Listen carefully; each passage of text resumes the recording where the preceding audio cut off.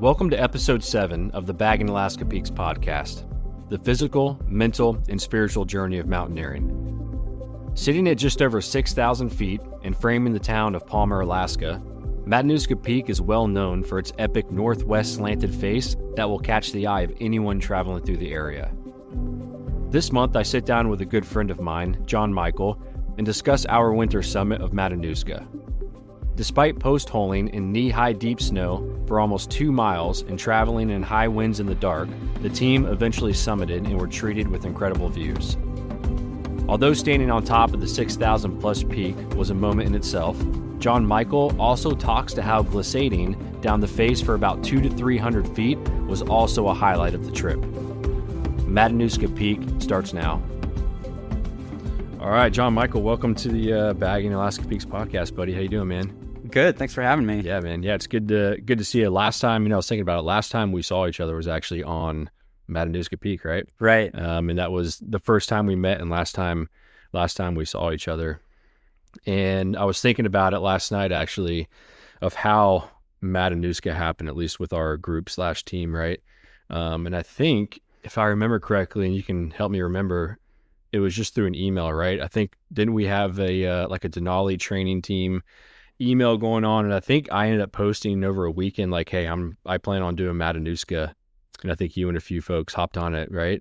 So, yeah, you just sent out an email to this group and a couple of us responded, just expressing interest. It had been on my radar for a while, so It was just, great timing, and yeah, it worked out. Yeah, so again, that's initially how you and I met, literally on the mountain the first time, and then here we are talking about it. So thanks, man, for supporting the show and talking about Matanuska today. Yeah, for sure.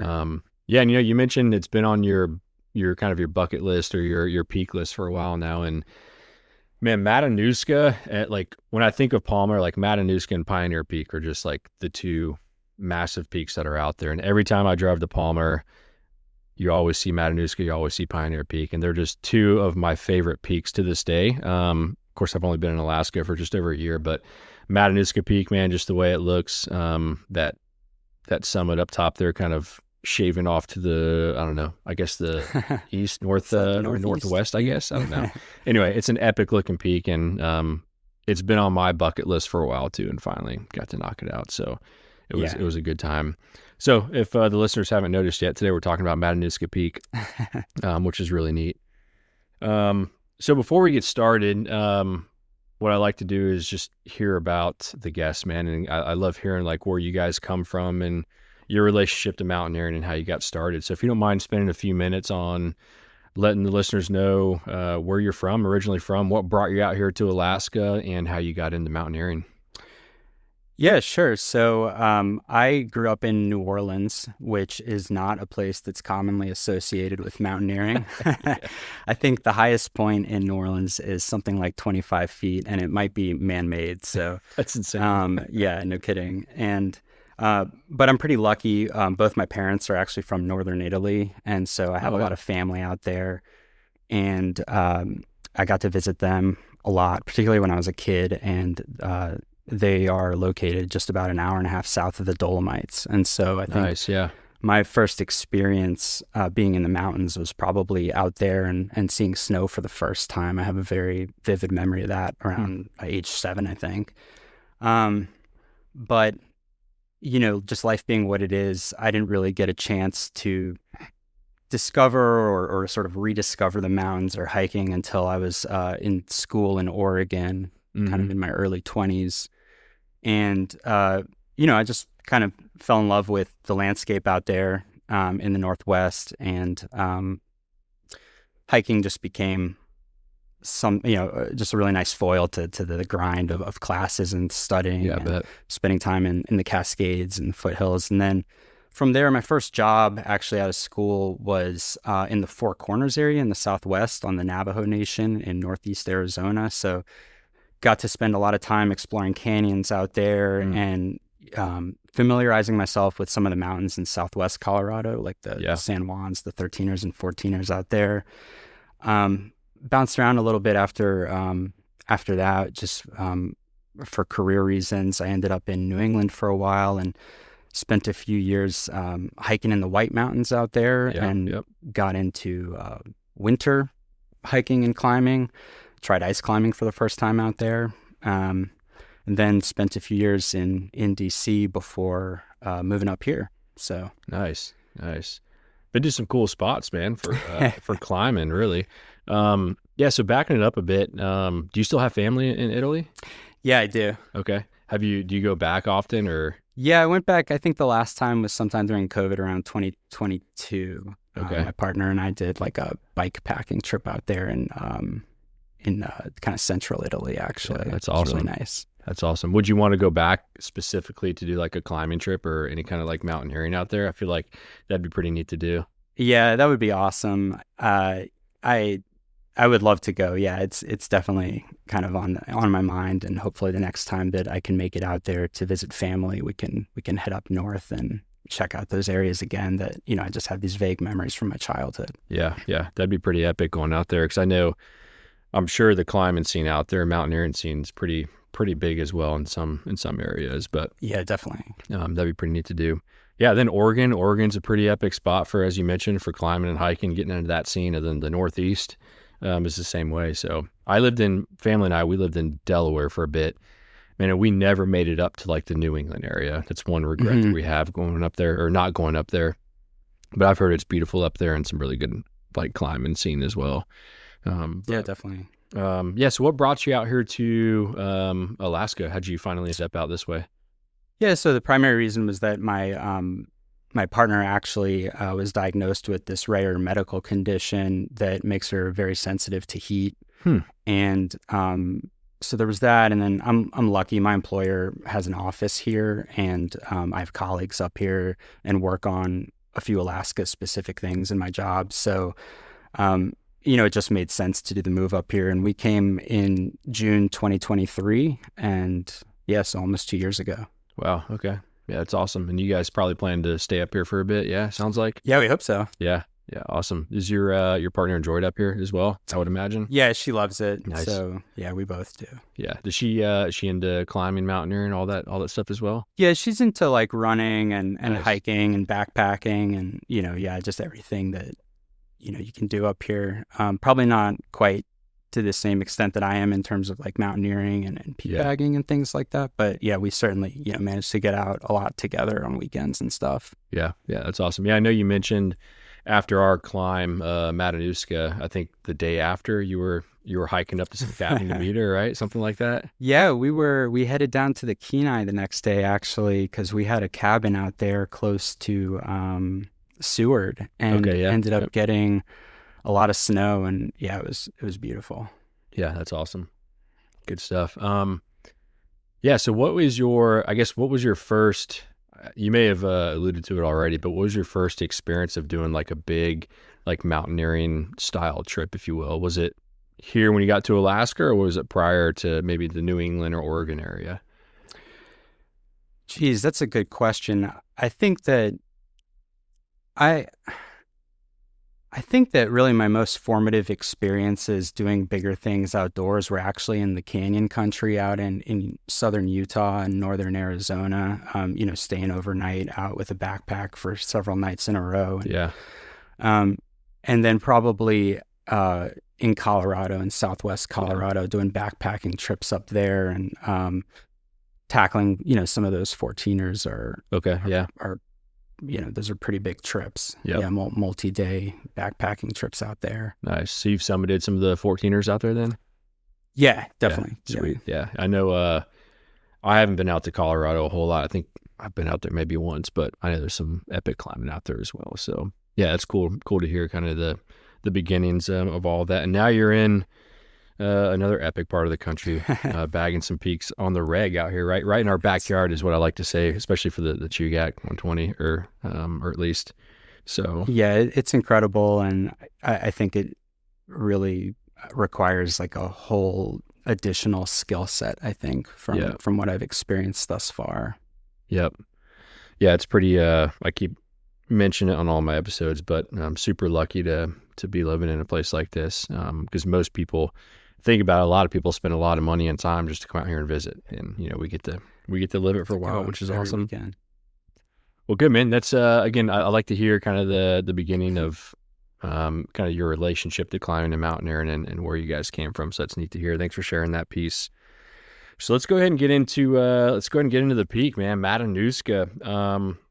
So before we talk about the actual peak itself, I did a little bit of research. I've started to like dig into the history of some of these peaks every so often. When I first started out this podcast, I didn't do a whole lot, but over time, I've slowly started doing a little bit of research prior to. And I don't know if you're familiar with a little bit of the history of Matanuska, but I didn't know it was once named Byers Peak. Did you know that? Yeah, no, I didn't know that. Initially, I guess it was named after an individual, a gentleman that started some stuff at the base of the mountain, some like a children's school or something like that. But anyway, initially it was named Byers Peak, and then over time it changed to Matanuska. So I looked up the name Matanuska to see what it means. I don't know if you saw that. I did. Yeah. What did you get? Let's see if our data is the same.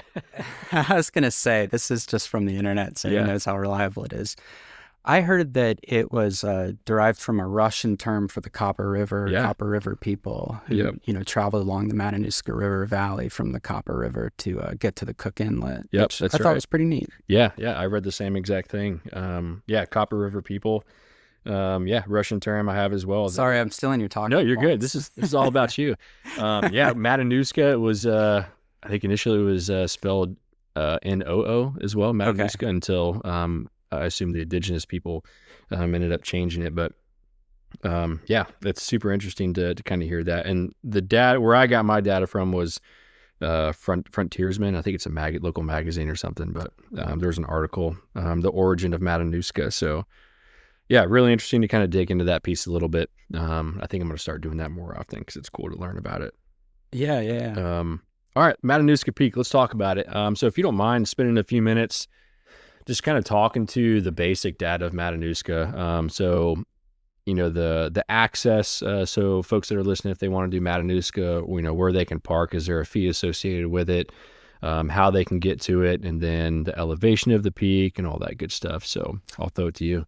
Yeah, definitely. So it's a pretty big, well-known peak within striking distance of Anchorage. It's just east of Palmer.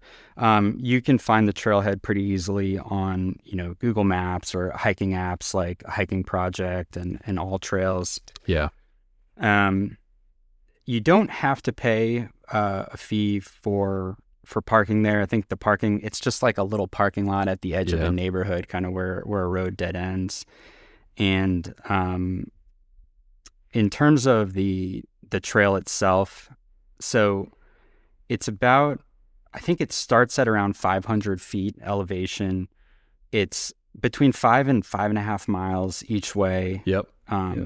It's an out and back, and Matanuska Peak itself is just over 6,000 feet. I have 6,093 feet. Yep.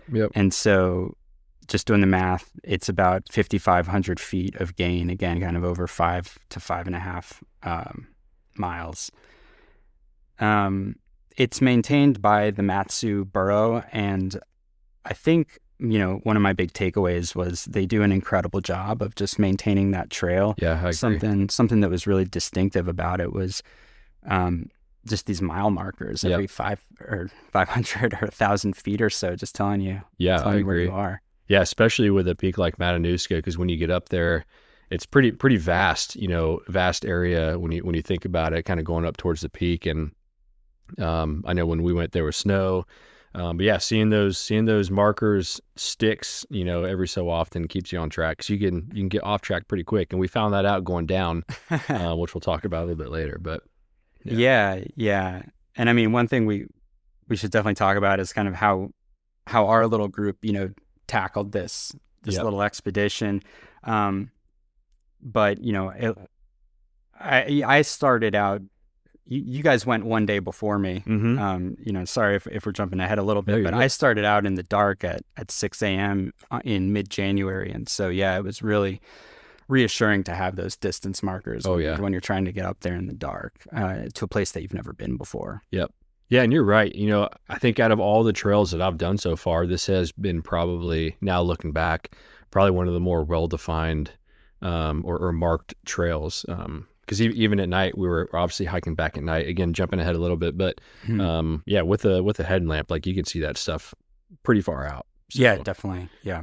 But yeah, so the overall access for Matanuska, as you mentioned, is pretty easy, right? And I have off of Smith Road Extension.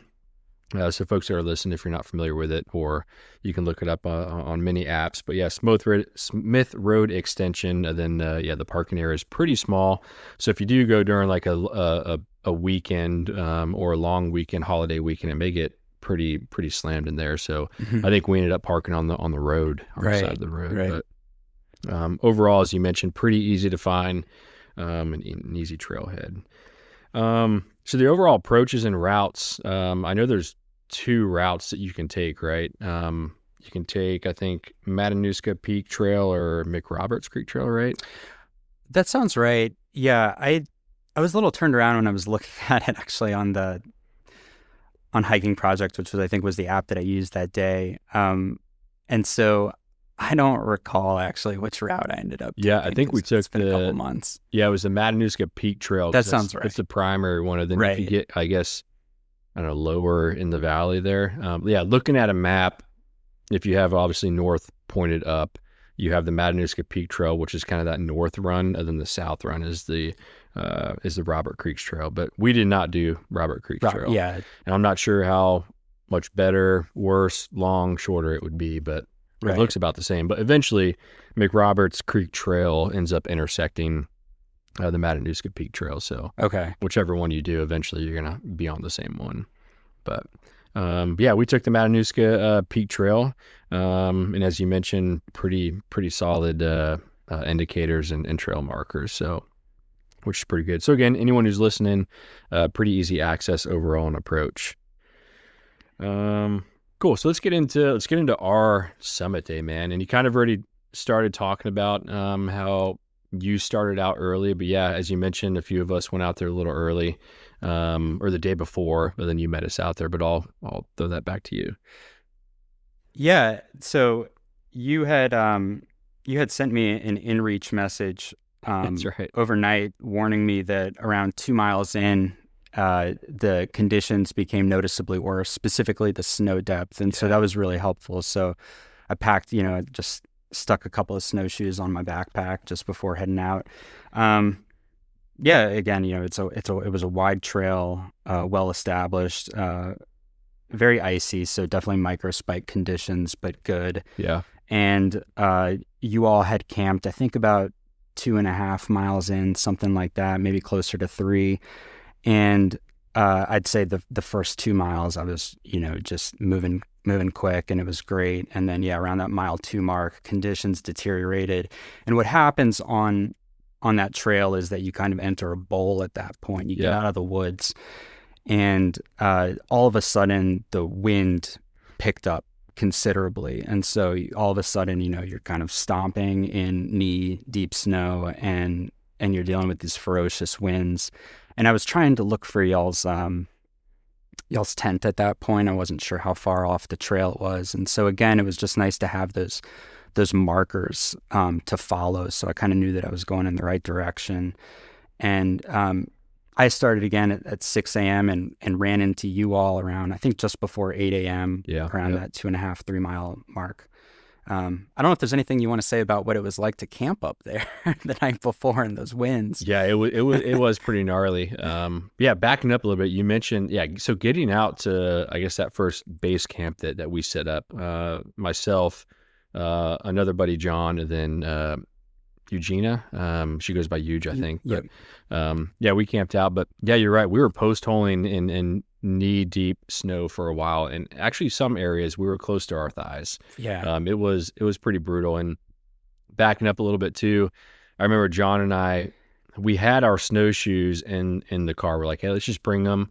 Once we get to the trailhead, we'll kind of see what the conditions are like, and then we'll go from there. And I remember we got to the trailhead, and amateur mistakes, we're like, there's not much snow, we'll be all right. But man, did we regret not bringing our snowshoes, because it was brutal. And as you know, coming out there, you had snowshoes though, Yeah, well, but it was still brutal. I had the benefit of Yeah, even with snowshoes, it was still brutal. But yeah, we camped out there again the night before. Then you met us out there. But yeah, the winds were just. I think I have a video of the winds, and it was just insane. Like it's weird sleeping out there too, as you mentioned. It's kind of a bowl, so you can hear the wind from like coming. You can just hear it's like a freight train just coming, and then eventually it just hits you. Wow, it's a very weird, weird sound and feeling. But we got through the night, and you woke us up. I think we got up late, unfortunately. Probably didn't sleep too well. Yeah, so we weren't able to get we weren't able to start at least the time that we agreed upon. But yeah, man. So you met us out there early morning, just before 8, as you mentioned, and then then what? Yeah, and then I think from that point we probably had another mile or so of walking in that kind of bowl where we continued to have just tough snow conditions, and we were all kind of plodding along. Again, I had snowshoes. I think I tried to go out front to try to set some trail for everyone, but I don't know how helpful that was if the folks behind you don't have snowshoes as well. But in any case, I don't recall exactly at what point it was, but I think I ditched the snowshoes around mile 4 or so, kind of around the base of the mountain there. Yep. And then at that point, the snow depth was no longer a problem. And yeah, I mean, we just started hiking up the southwest face of Matanuska Peak. Yeah. And, I would say it was 40 to 50% grade consistently the whole way up. And, pretty good conditions aside from the wind. It felt just like a good class 2 hike with little exposure. And, I think we summited around 1 p.m. or so, maybe a little after that. Yep. Yeah, I mean, we ended up, as you mentioned, you kind of you got rid of the snowshoes at a certain point. Eventually there was. I'm trying to think back at some of the pictures, but on that face when you starting at the base there, eventually the snow went away, didn't it? Or was there still snow on all of the rocks up there? I can't remember. Yeah, I was actually thinking about that. I think there was still kind of a nice thin layer of snow, and I think that actually helped keep the scree in place and might have helped keep some of the smaller talus in place. That makes sense. I found that it kind of almost improves the conditions when it's that thin. Okay. Yeah. I couldn't remember, but eventually, I can't remember if I kept my micro spikes on the entire time. I'm pretty sure I took them off eventually, but after post holing for a while, as you mentioned, it got pretty basic travel overall. And again, looking back at from the base of the mountain to the summit, it's a pretty uneventful route for the most for most of it, right? There's no big scrambling that you have to really do. It's just a long uphill push. Yeah. The way I've thought about it is one of the first hikes I did when I moved to Anchorage was the side of McHugh that goes from Bear Valley up to Grandview. And what kept coming to mind was that Matanuska felt like a supersized version of that, where you're just kind of going uphill at this steady pace, just up the side of this mountain for a long time. Yeah. I can't remember how many breaks we took, but it was quite a bit. But yeah, Matanuska, it's one of those things where it's just slow and steady the entire time, and not to mention the views are absolutely fantastic, right? When you turn around, you get for the most part, at least at the beginning of starting from the base, you have a really good view of kind of Palmer area, of course. And then once you get up higher, you can start seeing Pioneer Peak in the distance, which is pretty cool. Yeah, that was awesome. Just, kind of starting to also see some of I think the bigger peaks kind of deep into the Chugach. You could see, Marcus Baker at some point as you're climbing up. And, that's right. And all this stuff near Eklutna, like Bashful, all that stuff starts to appear. Yep. It's a rewarding hike, definitely. Yeah, it really is, especially when you have good weather. So yeah. Speaking of weather, can you talk to kind of the weather conditions we had on Summit Day? Yeah, I mean, I think that in terms of temperature and even the snow depth, I think it's this crazy winter we've been having Mm-hmm. 2024, 2025 is, it might have been comparable to, I don't know, maybe like an early November day in another year. Yeah. But the one thing that really sticks out to me was I read the avalanche report the night before, heading up to meet you all, and they were predicting sustained 40 to 50 mile per hour winds. And so, on another day, maybe that would have been very concerning if you had more snow or colder temperatures. But that was for me the most challenging aspect of the conditions that we were facing up there, particularly as we got closer to the summit. Yep. Yeah, I can't remember. Were the winds pretty gnarly at the top there? I can't remember how bad they were, honestly. I was too concerned about my dang toes. Like, my toes were just frozen, man. Yeah. Well, I'll say this, I keep a very heavy jacket in my backpack at all times, especially on these little winter adventures, just in case something goes bad and you have to stay still for a long time. And this was one of the few times this winter where I ended up busting it out. Okay. Because we were just taking a break at the top and the wind, was just kind of getting to me. Yeah. Were there any false summits heading up that way? Because I remember just it was, as I mentioned earlier, it was kind of a long haul going up to the top there, and it seemed like it never ended, at least to my other buddy John and myself. But I remember getting up there. You and Huge were resting, and I'm like, "Is this it?" And I think you mentioned "I wish" something like that. And then we kind of curved around this rock formation, and then there was still more.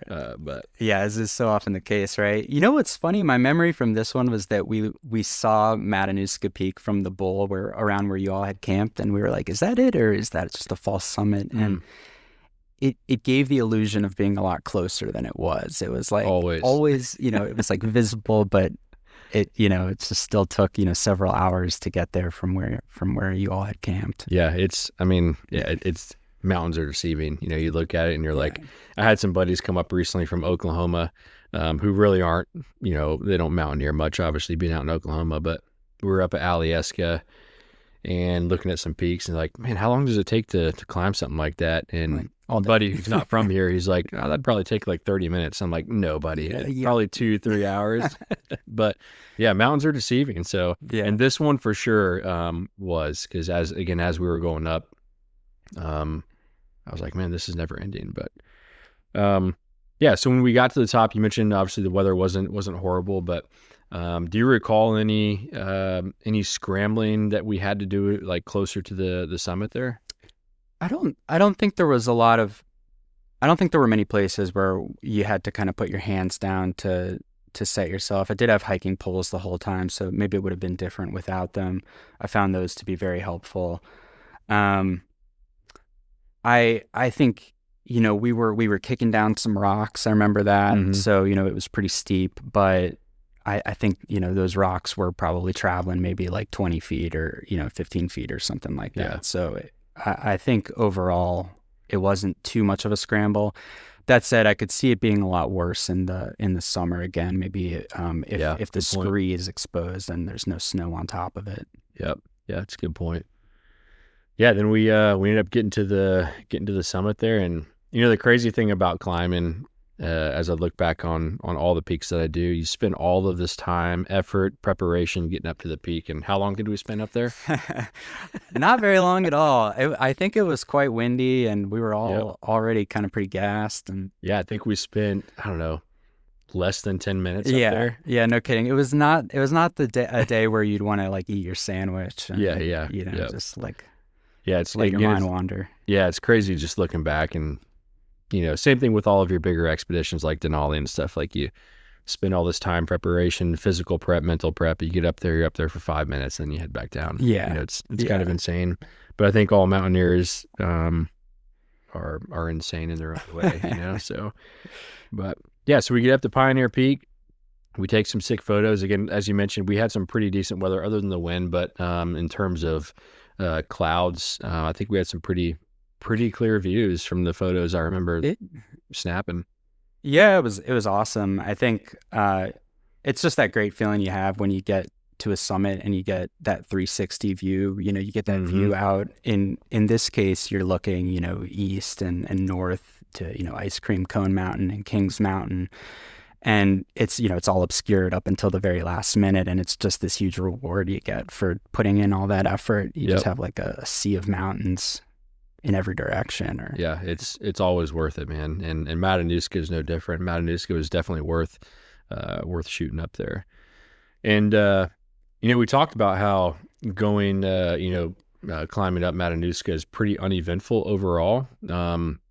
Which brings up a good point that I'd like to kind of talk to is how really you don't need to be like a crazy mountaineer, ice climber to do Matanuska. Like as long as you're in pretty good shape, like you can walk up this mountain. Like it's nothing too intense.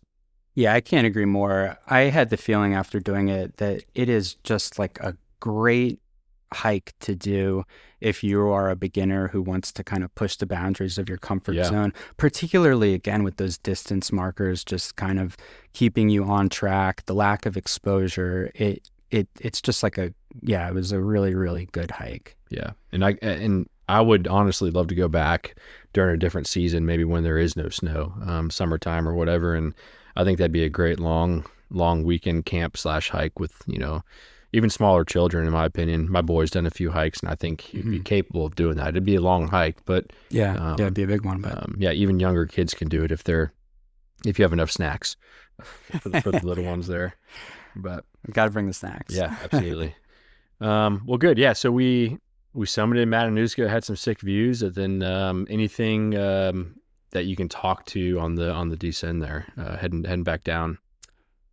Yeah, not for the first time in my life. I think, just started walking down a slightly different way, basically. I don't know if, again, even though there were these distance markers, we got turned around a little bit, and it's very easy, I think, if you're cold and it's windy and you're just trying to get off the summit, to get turned around a little bit and to go down the mountain quite a bit. You can move down, down a lot faster than you can go up. And so we ended up having a moment, I think, where we collectively kind of had to reorient ourselves. And, with GPX and all that, it's possible just to kind of pull out your phone and make sure that you can get back on the trail. So we had to do some side hilling for sure. Nothing too bad, just kind of more uncomfortable than anything on some loose rock and whatnot. I do remember that. Did the markers go away at a certain point, like towards the summit? Yeah, I think they either went away or they were petering out, and there were fewer and fewer of them. I think that's right. And,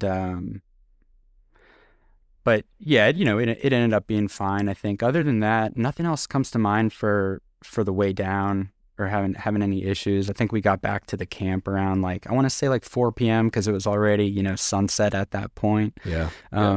Short days that time of year, mid-January. Right. I remember we were able to bypass walking for a little bit. I don't know if you remember that piece. Oh shoot, yeah. Got some glissading. Yeah, glissading down there, which was a blast. I can't remember how far that was. I don't know. Yeah. How many feet you think we were able to glissade down, just total? Do you know? I don't know. Yeah, it's hard to estimate those things. Maybe 100 or something. Yeah, maybe 100, 200-ish. Yeah, feet, it wasn't too long, but yeah, I found a good snow field and we were able to glissade down for a little bit, which is always a blast, and always a good break for your knee joints. Yeah, no kidding. Downhill, so that was pretty I'm cool. gonna miss that once it's summer hiking season. Yep, I despise going down. I hate going down, especially when you have heavy packs. It's just really tough on your knees. But we were able to slide for a bit, which was good.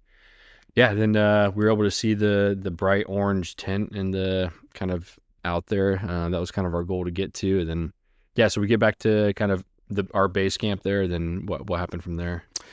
So I think at that point, you all packed up. You had the heavy packs. I think I ended up maybe taking a little bit of gear just to distribute the weight, and then we hiked out. We had headlamps on. I remember that as we were kind of getting out of the bowl and back into the woods for the last few miles, and at that point, we had kind of separated a little bit, and so there were, I think me and Eugenia and I were up front, and you guys were a little bit farther back, and um, we just kind of made our way out. Yeah. And I think at one point we were worried that Eugenia might have gotten turned around on a trail, and thankfully we I think we were close enough to Palmer and had cell reception at that point just to make sure that everybody was all right, which she was. And I think we ended up hiking out, I want to say maybe around 7 or 8 p.m. And then you guys came out not too long after that. I think it was like 8:30 or so. Yeah. Yeah. Yeah. It was a long day, but yeah, you mentioned, Eugenia kind of or we thought she got turned around. We weren't really sure, but yeah, there is kind of a trail that kind of wise off eventually, closer to the start of the trail. And we were a little concerned about that, but luckily, we ended up meeting her down there. So it was good to go. Yeah. So really Matanuska, going up to the peak and coming down was like pretty uneventful, like nothing too crazy or serious happened. Had some fun glissading. I don't think anybody had any issues or anything like that. So overall, pretty successful summit for Matanuska.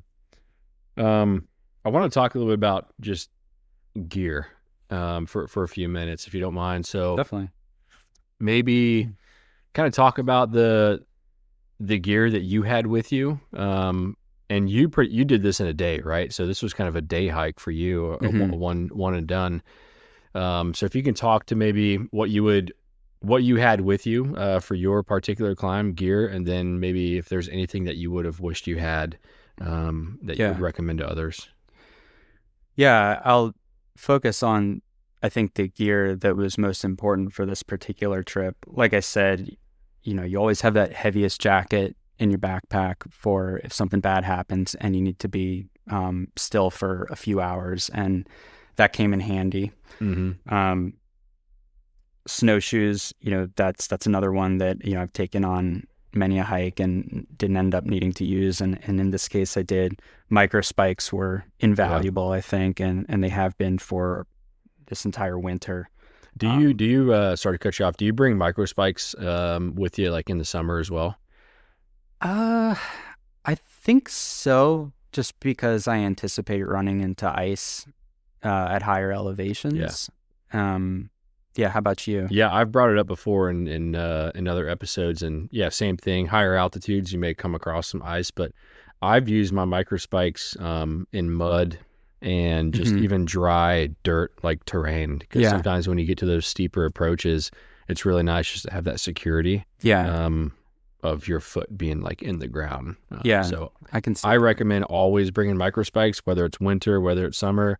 Because you can use them in a variety of conditions. So that's why I was just curious if you kind of hike with them in the summer as well.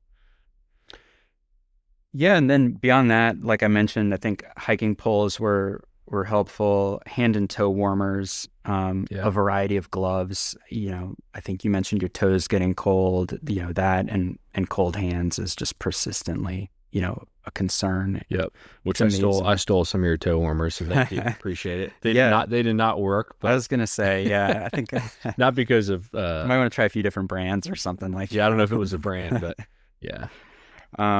Or get warmer boots or something. That's what I need to do.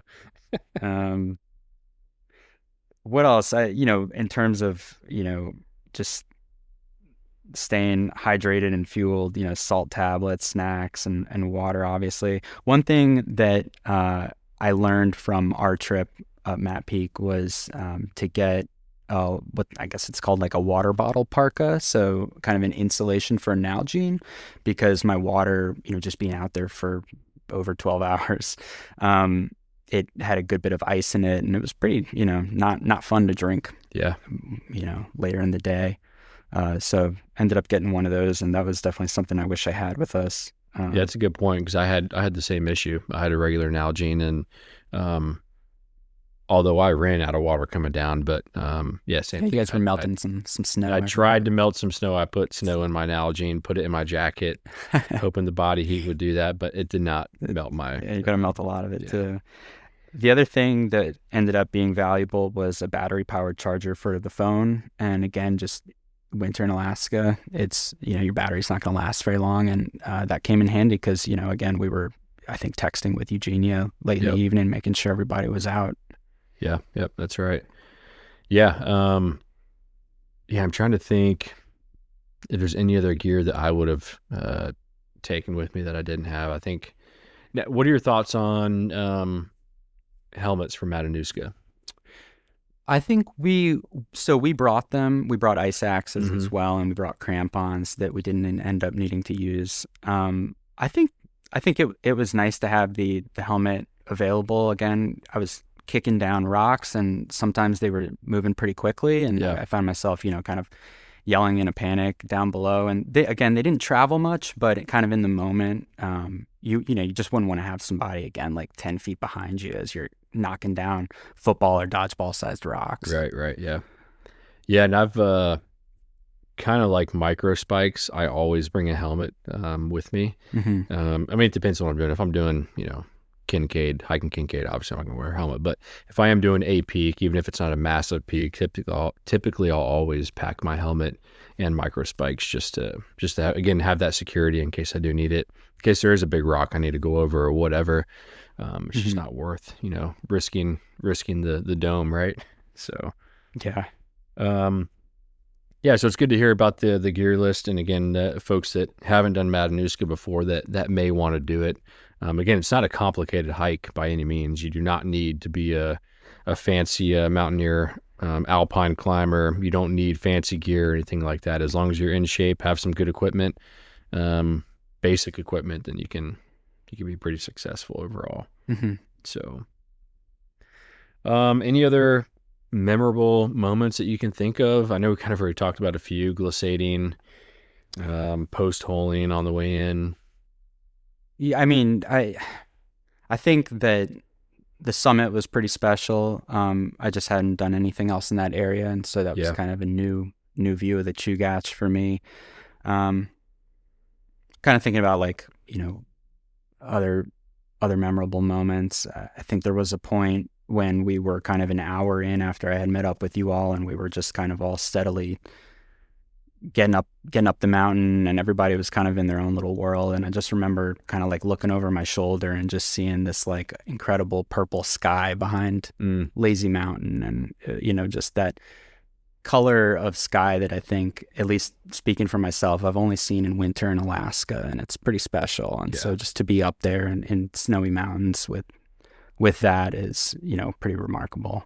Yeah, it is. And we kind of talked about it earlier too, but just the views that you get at the peak, man, like when you finally get up there and you make that 180 and turn around and look, where you were and where you are now. And of course the views, it's pretty incredible. So, I remember when we initially started, kind of a memorable moment for me, when we initially started from our quote unquote base camp, if you will. It was still dark outside, from what I remember. But I remember, I think I was in the back at this time, but my headlamp shining on all three of you in front of me. Then the wind was pretty gnarly, I think, starting out early morning, if I recall correctly. And then some of the snow was coming across, but kind of seeing like the headlamp and then you three kind of silhouettes in front of me with the snow going across. I wish I got a picture of it, but it was kind of a cool scene.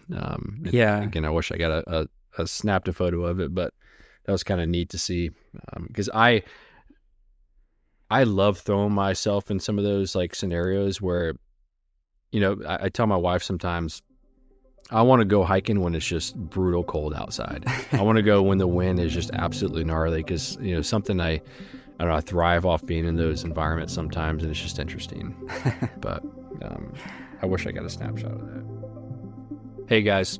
First, I want to give a quick thanks to all of my current supporters, and also say welcome to the new listeners that have recently found the show. Since releasing this podcast last November, I've had some recurring questions come up from many listeners that I wanted to answer. A common question that has been brought up multiple times is, what was the motivation behind starting this podcast? And I love hearing this question because there is indeed very specific motivation behind starting this project. As many can relate to, during solo climbs, all you have time to do is think. So during a lot of those climbs, I found myself revisiting this plan in my head of how cool it would be to sit down and talk with folks that enjoyed challenging themselves and climbing peaks in one of the most beautiful places in the world. After thinking it over for a while, I quickly realized the opportunity was there to not only connect and engage with local climbers and mountaineers, but hopefully inspire people at the same time through those conversations. I also discovered there were many climbing podcasts already established. However, all of them either focused primarily on the training aspect or interviewed and featured big-name sponsored athletes within the climbing community. Additionally, a podcast that focused just on Alaskan peaks did not exist. Although these shows are absolutely incredible in their own way, I felt as though I had the need and opportunity to capitalize on providing a show that featured Alaskan climbers and mountaineers of all levels. So this past October, I was on a work trip in the lower 48 and spent a long weekend in a cabin in Tennessee. I actually had plans to do some hiking that weekend. However, I ended up staying inside that cabin the entire weekend to develop a podcast outline. And the Bagging Alaska Peaks podcast was born. Again, I appreciate all the support so far during this process and look forward to many more conversations. Let's bag some more peaks. Well, cool, man. So that's good to hear about the overall peak itself. The summit and coming back down, overall pretty uneventful, and we made it happen. So I'll go and transition now into the second segment of this, which is kind of talking to the physical, mental, and spiritual piece of mountaineering.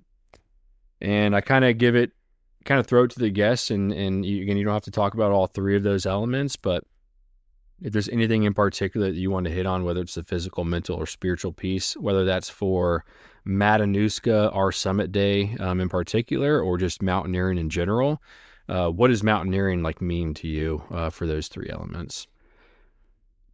Yeah, I think I've touched on a lot of the physical piece here. I think for that, the challenge is, just to kind of sum them up, I think it was that snow we were trudging through, and then the steepness of the mountain itself, and finally the wind. And but like you said, it was a good trip, and I don't think we ever struggled too much, and that kind of feeds into the mental aspect on this trip. I think overall I was in a really good place. That's definitely not always the case on a mountain.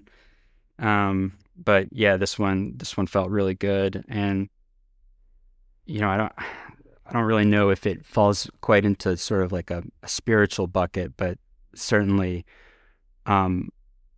reaching the summit was really special, and that view that we talked about at the top was really memorable. I think that kind of looking bigger picture, mountaineering to me, it's so rewarding. Peak bagging is special because you get that sense of accomplishment, which you got to be careful with, because summit fever is real, and so you really need to know when when you shouldn't go for it. But it is really rewarding to get to the top of a mountain and to get those views. I like how you bring up actually summit fever and how you have to be careful with that, right? Because once you start getting really comfortable, and in some areas you start testing your own ability sometimes. And I've mentioned this before, but you got to be humble, man. If it's not looking safe or feeling safe or smelling safe, you name it, you've got to know when to turn around, right? Absolutely. And kind of say, knock it off. But yeah. So other than the views, is there any other reason, why do you climb, right? Because sometimes, as you mentioned, it can be brutal. Your toes can freeze. You ran out of water. It hurts going downhill. You name it. Why do you do it? Is there anything more other than the views for you? Yeah, I think it's hard to put into words the feeling, the emotion. I mean, it's an emotional response that I think being in the mountains evokes or inspires, and it's hard to encapsulate in a way that is rational, other than to just say, shoot, it makes me happy. Yeah. I think part of it too for me is just an innate, love for exploration. And I think of that quite differently from the way I think about like traveling. I'm talking about just getting to know a very wild place in your backyard really, really well, and going back to it over and over and over again, and just seeing it from a different summit or a different ridge or a different valley. And I think for me, there's just not that many established trails in the Chugach and in Alaska, and peak bagging is a way to it's a way to explore those places. It's a way to get beta. You go to peakbagger.com or blogs, and you get information about how to access places that might, seem inaccessible otherwise. Yeah. No, I like that, man. I like how you bring up kind of exploration, and I think that's very common in most of your climbers and mountaineers, right? There's just something about seeing something different or trying something new, right? Exploring a new trail, whatever it may be. But yeah, and you kind of alluded to it a little bit, but I think for each person, right, it's very, very much so very intrinsic motivation to do some of this stuff, right? Because on the outside, people look at you, and same thing, right, with my wife when I tell her, I'm going to go do this hike, and I come back down and I'm like almost looking crippled because it hurts so much. She's like, "Why do you do that, man?" I was like, don't worry about it. So yeah, it's a very intrinsic thing, and it sounds like it's the same for you. So yeah, which is really neat. Well, cool, man. Anything else you want to talk about regarding the physical, mental, spiritual piece of mountaineering? Got some good stuff though. Yeah, I'll probably think about something after the episode ends, Okay. Unfortunately. Yeah, that's right. We'll put it in the comments or something. Yeah. Yeah, man, thanks for sharing that piece. I always find that really interesting, again, to kind of get the perspective from everybody that comes in and talks about that. So really last question I have for you, and you and I kind of talked about it offline already, but what's next for you, man? So we did Matanuska, and there's a ton of peaks out there, as we kind of already talked about, but what's on the horizon for you in terms of mountaineering?